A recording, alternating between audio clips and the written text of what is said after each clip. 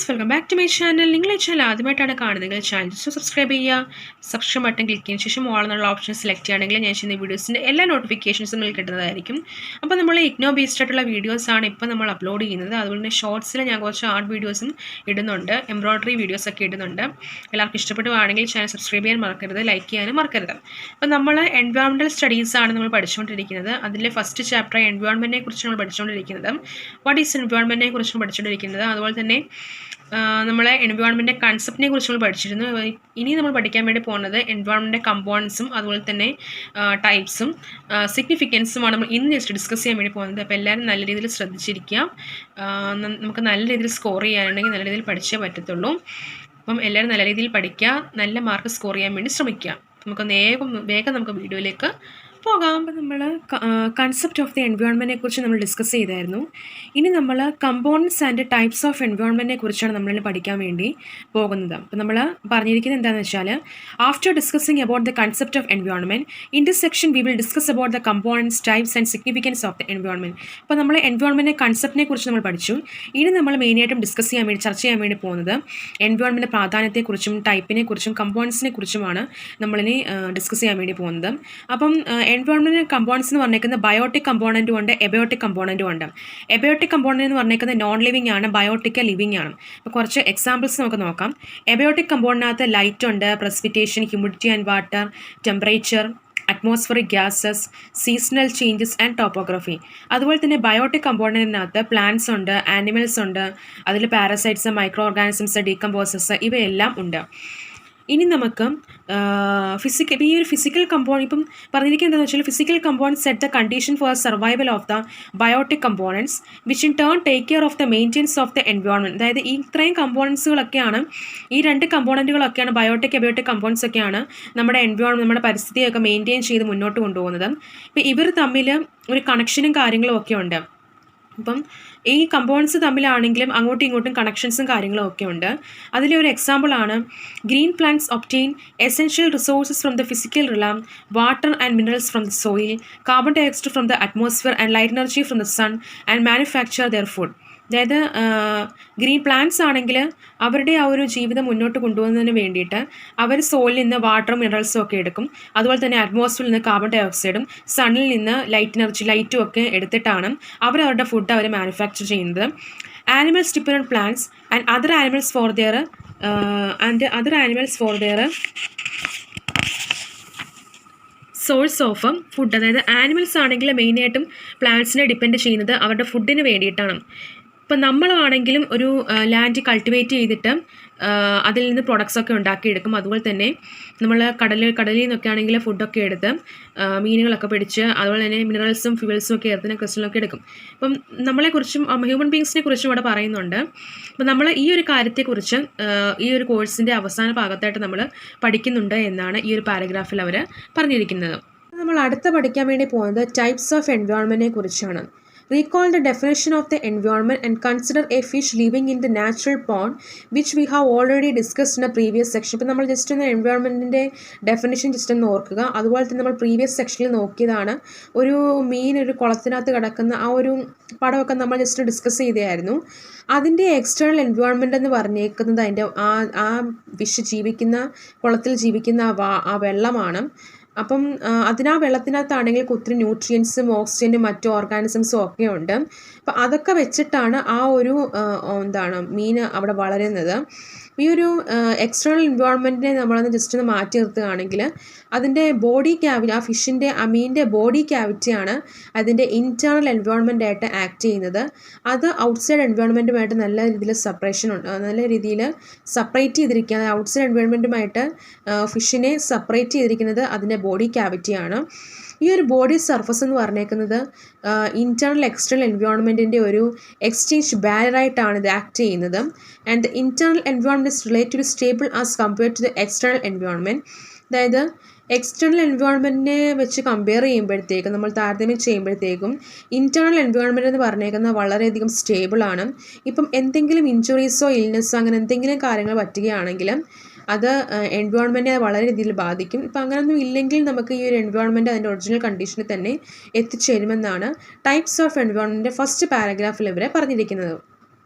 Next പാരഗ്രാഫിൽ അവർ പറഞ്ഞിരിക്കുന്നത് ഇപ്പോൾ ആ ഒരു മീൻ താമസിക്കുന്ന ആ ഒരു കുളമാണ് അതിൻ്റെ നാച്ചുറൽ എൻവയോൺമെൻറ്റ് എന്നാണ് പറഞ്ഞിരിക്കുന്നത്.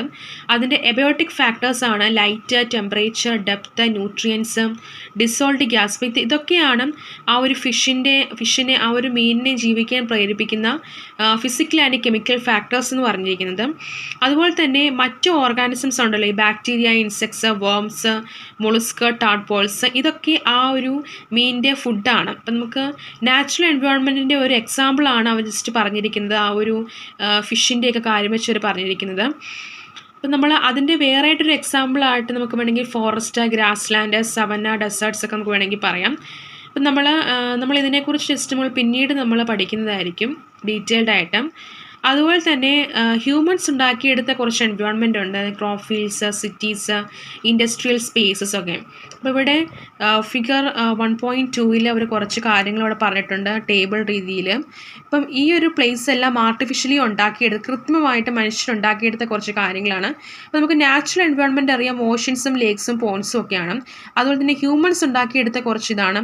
ഹ്യൂമൻ മോഡിഫൈഡ് എൻവയോൺമെൻ്റ് ആണ് ഓർച്ചാർഡ്സ്, പ്ലാന്റേഷൻസ്, സാങ്ച്വറീസ് ആൻഡ് പാർക്സ്. ഓർക്കാഡ്സും പ്ലാന്റേഷൻസും സാങ്ച്വറീസും പാർക്സും ഒക്കെ ഹ്യൂമൻ മോഡിഫൈഡ് എൻവയോൺമെൻ്റ് ആണ്. അതുപോലെ തന്നെ ഹ്യൂമൻ മെയ്ഡ് എൻവയോൺമെൻ്റ് ആണ് industries, cities, towns, crop fields, artificial lakes and dams. ഇതൊക്കെ മനുഷ്യന് കൃത്രിമമായിട്ട് ഉണ്ടാക്കിയെടുത്ത കുറച്ച് എൻവയോൺമെൻറ്റുകളാണ്. അത് കഴിഞ്ഞിട്ട് നമുക്കൊരു സിറ്റിയെ കൺസിഡർ ചെയ്യുകയാണെങ്കിൽ സിറ്റിയുടെ ആ ഒരു എൻവയോൺമെൻറ്റ് ടോട്ടലി ക്രിയേറ്റ് ചെയ്തിരിക്കുന്നത് മനുഷ്യരാണ്. അപ്പം ഒരു ഇമ്പോർട്ടൻറ്റ് കമ്പോണൻറ്റ് നമുക്ക് നോക്കുകയാണെങ്കിൽ ഇതിനകത്ത് നമ്മൾ നഗരങ്ങളൊക്കെ താമസിക്കുമ്പോൾ വെള്ളം ഒരിക്കലും നമ്മൾ ഡയറക്റ്റ്ലി റിവറിൽ നിന്നല്ല എടുക്കുന്നത്.